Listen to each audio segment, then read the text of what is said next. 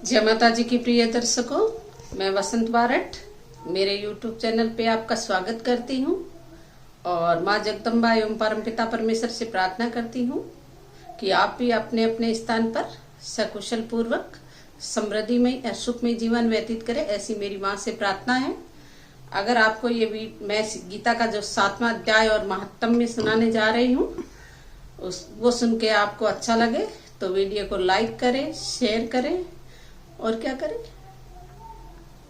Subscribe करें। तो मैं धूप और दीपक कर दियो, और धूप और दीपक मैं आज ही लिया कर हूँ क्योंकि आज पितृपक्ष है, इसलिए पितृपक्ष में मैं करने जा रही हूँ गीता रो 7वां अध्याय एवं महात्म्य। तो इसलिए मैं भगवान ने एक दीपक अर्पित करिया हूँ जो कि मेरे पिता ने फल प्राप्त हो गए। बोलिए भगवान, बोलिए श्री भगवान विष्णु की जय हो, माँ लक्ष्मी की जय हो, श्री भगवान शिव पार्वती की जय हो। श्रीमद् भागवत गीता के 7वें अध्याय का महात्म्य। श्री भगवान शिव कहते हैं, हे पार्वती, अब मैं 7वें अध्याय का महात्म्य बतलाता हूँ, जिसे सुनकर कानों में अमृत राशि भर जाती है। पाटलिपुत्र नामक एक दुर्गम नगर है जिनका गोपुर द्वार बहुत ही ऊंचा है। उस नगर में शंकुकरण नामक एक ब्राह्मण रहता था। उसने वेश्यावृत्ति का आश्रय लेकर बहुत धन कमाया, किंतु न तो कभी पितरों का तर्पण किया और न देवताओं का पूजन ही किया। वह धनोपार्जन में तत्पर होकर राजाओं को ही बोझ दिया करता था। एक समय की बात है, उस ब्राह्मण ने अपना चौथा विवाह करने के लिए पुत्रों और बांधवों के साथ यात्रा की। मार्ग में आधी रात के समय जब वह सो रहा था, एक सर्प ने कहीं से आकर उसकी बाह में काट लिया। उसके काटते ही ऐसी अवस्था हो गई मानो मणि मंत्र एवं औषधि आदि से भी उनके शरीर की रक्षा न हो, असाध्य जान पड़ी। तत्पश्चात कुछ ही क्षणों में उनके प्राण पखेरु उड़ गए। फिर बहुत समय के बाद वह प्रेत सर्प योनि में उत्पन्न हुआ। उसका चित्त धन की वासनाओं में बंधा था। उसने पूर्व वृत्तांत का स्मरण करके सोचा, मैंने जो घर के बाहर करोड़ों की संख्या में अपना धन गाड़ रखा है, उससे उन पुत्रों को वंचित करके स्वयं ही उनकी रक्षा करूंगा। एक दिन सांप की योनि में पीड़ित होकर पिता ने स्वप्न में अपने पुत्रों के समक्ष आकर अपना मनोभाव बताया। तब उनके निरपुंसक पुत्रों ने सवेरे उठकर बड़े विस्मय के साथ एक दूसरे से स्वप्न की बातें कही। उनमें से मंजला पुत्र कुदाल हाथ में लिए घर से निकला और जहां उनके पिता सर्प योनि धारण करके रहते थे उस स्थान पर गया। यद्यपि उसे धन के स्थान का ठीक ठीक पता नहीं था, तो भी उसने चिन्हों से उसका ठीक निश्चय कर लिया और लोभ बुद्धि से वहां पहुंचकर बांबी खोदना प्रारंभ किया। तब उस बांबी से बड़ा भयंकर सांप प्रकट हुआ और बोला, ओ मूढ़, तू कौन है, किस लिए आया है, क्यों बिल खोद रहा है, अथवा किसने तुझे भेजा है, ये सारी बातें मेरे सामने बता। पुत्र बोला, हे पिताजी, मैं आपका पुत्र हूँ, मेरा नाम शिव है। मैं रात्रि में देखे हुए स्वप्न से विस्मित होकर यहाँ शरण लेने के कौतूहल से आया हूँ। पुत्र की ये वाणी सुनकर वह सांप हंसता हुआ उच्च स्वर से इस प्रकार स्पष्ट वचनों से बोला कि यदि तू मेरा पुत्र है तो मुझे शीघ्र ही बंधन से मुक्त कर। मैं पूर्व जन्म के गाड़े हुए धन के ही लिए सर्प योनि में उत्पन्न हुआ हूँ। पुत्र ने पूछा कि हे पिताजी, आपकी मुक्ति कैसे होंगे, इसका उपाय मुझे बताइए, क्योंकि इस रात सब लोगों को छोड़कर मैं आपके पास आया हूँ। पिताजी ने कहा, हे बेटा, गीता के अमृतमय 7वें अध्याय को छोड़कर मुझे मुक्त कराने में तीर्थ, दान, तप, यज्ञ भी सर्वथा समर्थ नहीं है। केवल गीता का 7वां अध्याय ही प्राणियों के जरा मृत्यु आदि के दुखों को दूर करने वाला है। पुत्र, मेरे श्राद्ध के दिन 7वें अध्याय का पाठ करने वाले ब्राह्मण को श्रद्धा पूर्वक भोजन कराओ, इससे निसंदेह मेरी मुक्ति हो जाएगी। हे वस्त, अपनी शक्ति के अनुसार पूर्ण श्रद्धा के साथ वेद विद्या में प्रवीण अन्य ब्राह्मणों को भी भोजन कराना। सर्प योनि में पड़े हुए पिता के ये वचन सुनकर सभी पुत्रों ने उनकी आज्ञा के अनुसार तथा उससे भी अधिक किया। तब शंकुकरण ने अपने सर्प शरीर को त्याग कर दिव्य देह धारण किया और सारा धन पुत्रों के अधीन कर दिया। पिता ने करोड़ों की संख्या में जो धन बांट कर दिया था, उससे वे सदाचारी पुत्र बहुत प्रसन्न हुए। उनकी बुद्धि धर्म में लगी हुई थी, इसलिए उन्होंने बावली, कुआं, पोखरा, यज्ञ तथा देव मंदिर के लिए उस धन का उपयोग किया और अन्नशाला भी बनवाई। तत्पश्चात 7वें अध्याय का सदा जप करते हुए उन्होंने मोक्ष प्राप्त किया। हे पार्वती, ये तुम्हें 7वें अध्याय का महात्म बताया गया है, जिसके स्मरण करने स्वर्ण मात्र से ही मानव सब पातकों से मुक्त हो जाता है। बोलिए श्री भगवान विष्णु की जय हो। अब हम पढ़ेंगे 7वां अध्याय। बोलिए श्री कृष्णचंद्र भगवान की जय हो, सखा अर्जुन की जय हो। उनके उपरांत श्री कृष्ण भगवान बोले, हे पार्थ, तू मेरे में अनन्य प्रेम से आसक्त हुए मन वाला और अनन्य भाव से मेरे परायण होकर योग में लगा हुआ मुझको संपूर्ण विभूति, बल, ऐश्वर्य आदि गुणों से युक्त सबका आत्म रूप जिस प्रकार संशय रहित जानेगा, उसको तो सुन। मैं तेरे लिए इस रहस्य में ही तत्व ज्ञान को संपूर्णता से कहूंगा, क्योंकि जिसको जानकर संसार में फिर और कुछ भी जानने योग्य शेष नहीं रहता है। हजारों मनुष्यों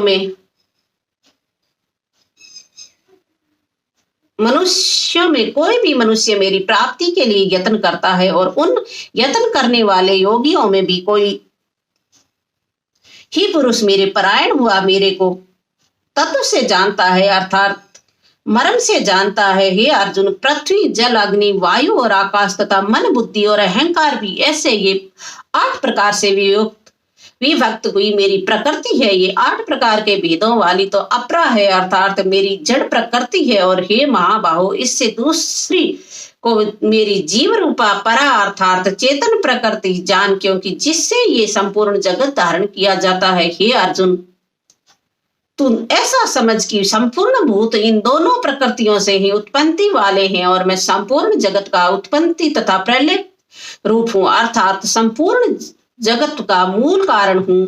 इसलिए हे धनंजय, मेरे से सिवा किंचन मात्र भी दूसरी वस्तु नहीं है। ये संपूर्ण जगत सूत्र में सूत्र के मणियों के सदृश मेरे में गुथा हुआ है।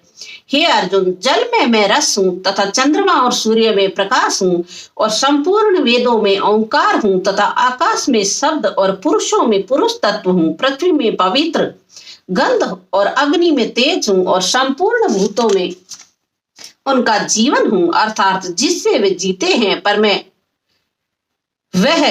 हूं और तपस्वियों में तप हूं। हे अर्जुन, तू संपूर्ण भूतों का सनातन कारण मेरे को ही जान। मैं बुद्धिमानों की बुद्धि और तेजस्वियों का तेज हूं। हे भरत श्रेष्ठ, मैं बलवानों का आसक्ति और कामनाओं से रहित बल अर्थात सामर्थ्य हूं, और सब भूतों में धर्म के अनुरूप अर्थात शास्त्र के अनुरूप काम करने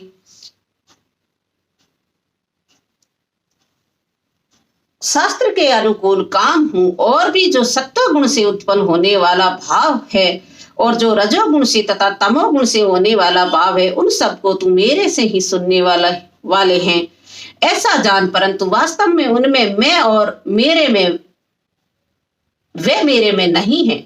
गुणों के कार्य रूप सात्विक, राजस और तामस, इन तीनों प्रकार के भावों से अर्थात राग, देश आदि विकारों से और संपूर्ण विषयों से ये सब संसार मोहित हो रहा है। इसलिए इन तीनों गुणों से परे मुझ अविनाशी को तत्व से नहीं जानता, क्योंकि ये अलौकिक अर्थात अति अद्भुत त्रिगुण में मेरी योग माया बड़ी दुस्तर है। परंतु जो पुरुष मेरे को ही निरंतर बसते हैं, वे इस माया को उल्लंघन कर जाते हैं, अर्थात संसार से तर जाते हैं। ऐसा सुगम उपाय होने पर भी माया द्वारा हरे हुए ज्ञान वाले और आसुरी स्वभाव को धारण किए हुए तथा मनुष्यों में नीच और दूषित कर्म करने वाले मूढ़ लोग तो मेरे को नहीं बसते हैं। हे भरतवंशियों में श्रेष्ठ अर्जुन, उत्तम कर्म वाले अर्थार्थी, आर्त, जिज्ञासु और ज्ञानी अर्थात निष्कामी, ऐसे 4 प्रकार के भक्तजन मेरे को बसते हैं। उनमें भी नित्य मेरे में एक ही भाव से स्थित हुआ अनन्य प्रेम भक्ति वाला ज्ञानी भक्त अति उत्तम है, क्योंकि मेरे को तत्व से जानने वाले ज्ञानी को मैं अत्यंत प्रिय हूं, और वह ज्ञानी मेरे को अत्यंत प्रिय है। यद्यपि ये सब ही उद्धार है अर्थात श्रद्धा सहित मेरे भजन के लिए समय लगाने वाला होने से उत्तम है, परंतु ज्ञानी तो साक्षात मेरा स्वरूप ही है, ऐसा मेरा मत है। क्योंकि वह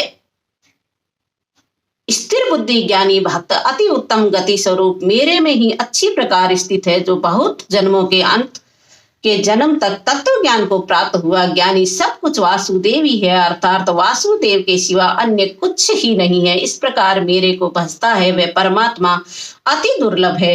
हे अर्जुन, जो विषयासक्त पुरुष है वह तो अपने स्वभाव से परे हुए तथा उन भोगों की कामना द्वारा ज्ञान से भ्रष्ट हुए उस नियम को धारण करके, अर्थात जिस देवता की पूजा के लिए जो नियम लोक में प्रसिद्ध है उस नियम को धारण करके अन्य देवताओं को भजते हैं, अर्थात पूजते हैं। जो सकामी भक्त जिस देवता स्वरूप श्रद्धा से पूजना चाहता है उस भक्त की मैं उसी देवता के प्रति श्रद्धा को स्थिर करता हूँ। वह पुरुष उस श्रद्धा से युक्त हुआ उस देवता के पूजन की चेष्टा करता है और उस देवता से मेरे द्वारा ही विद्वान किए हुए उन इच्छित भोगों को निसंदेह प्राप्त होता है, परंतु उन अल्प बुद्धि वालों का वह फल नाशवान है तथा वे देवताओं को पूजने वाले देवताओं को प्राप्त होते हैं और मेरे भक्त चाहे जैसे ही भजे शेष में वे मेरे को ही प्राप्त होते हैं। ऐसा होने पर भी सब मनुष्य मेरा भजन करते हैं। इसका कारण यह है कि बुद्धिहीन पुरुष मेरे अनुत्तम अर्थात जिससे उत्तम और कुछ भी नहीं ऐसे अविनाशी परम भाव को अर्थात अजन्मा अविनाशी हुआ भी अपनी माया से प्रकट होता है, ऐसे प्रभाव को तत्व से न जानते हुए मन इंद्रियों से परे मुझ सच्चिदानंद घन परमात्मा को मनुष्य की भांति जन्म कर व्यक्ति भाव को प्राप्त हुआ मानते हैं। अपनी योग माया से छिपा हुआ मैं सबके प्रत्यक्ष नहीं होता हूँ, इसलिए ये अज्ञानी मनुष्य मुझ जन्म रहित अविनाशी परमात्मा को तत्व से नहीं जानता, अर्थात मेरे को जन्मने मरने वाला समझता है। हे अर्जुन, पूर्व में व्यतीत हुए और वर्तमान में स्थित तथा आगे होने वाले सब भूतों में मैं जानता हूँ, परंतु मेरे को कोई नहीं जानता। श्रद्धा भक्ति रहित पुरुष नहीं जानता, क्योंकि हे भरतवंशी अर्जुन, संसार में इच्छा और देश से उत्पन्न हुए सुख दुख आदि द्वंद्व रूप मोह से संपूर्ण प्राणी अति अज्ञानता को प्राप्त हो रहे हैं, परंतु निष्काम भाव से श्रेष्ठ कर्मों का आचरण करने वाले जिन पुरुषों का पाप नष्ट हो गया है वे राग देश आदि द्वंद्व रूप मोह से मुक्त हुए और दृढ़ निश्चय वाले पुरुष मेरे को सब प्रकार से बसते हैं। जो मेरे शरण में है होकर जरा और मरण से छूटने के लिए यत्न करते हैं, वे पुरुष उस ब्रह्म को तथा संपूर्ण अध्यात्म को संपूर्ण कर्म को जानते हैं। जो पुरुष अधिभूत और आदि देव सहित तथा आदि यज्ञ के सहित सबका आत्म रूप मेरे को जानते हैं, अर्थात जैसे भाप बादल धूप पानी और बर्फ ये सभी जल स्वरूप है, वैसे ही अधिभूत आदि देव और आदि यज्ञ आदि सब कुछ वासुदेव स्वरूप है। ऐसे जो जानते हैं वे युक्त चित्त वाले पुरुष अंत काल में भी मुझको ही जानते हैं, अर्थात प्राप्त होते हैं। अति श्रीमद् भागवत गीता रूपी उपनिषद एवं ब्रह्म विद्या तथा योग शास्त्र विशेष कृष्ण अर्जुन संवाद में ज्ञान विज्ञान योग नामक 7वां अध्याय। ओम तच्छत ओम तच्छत ओम तच्छत। तो गीता में 7वें अध्याय को लेके जिन व्यक्तियों का मोक्ष नहीं हुआ है उनका मोक्ष हो जाता है इनकी गीता के स्मरण करने से और इसको पढ़ के इसका अपने मृत पूर्वज को दान देने से। जैसे गीता का आपने पाठ किया स्मरण किया तो भाई मैंने ये गीता का पाठ किया है, मैं मेरे उस मृत पूर्वज यानी कि जो मेरे पिता दादा जो भी आप चाहते हैं उनका नाम लेके आप अंजलि में पानी लेके नीचे छोड़ दे, वासुदेव का नाम लेके भगवान का, और उनको मोक्ष प्रदान हो। ये 7वां अध्याय मैं उनके मोक्ष के लिए सुन रही हूं अथवा कर रही हूं। तो ऐसे में 7वें अध्याय और 7वें महात्म्य और अध्याय से मरे हुए प्राणियों को मोक्ष प्रदान होता है, ऐसा गीता में कहा गया है। ये कोई बनाया गया नहीं है, ये परम सत्य है, सत्य है। ओम हरि ओम नारायण।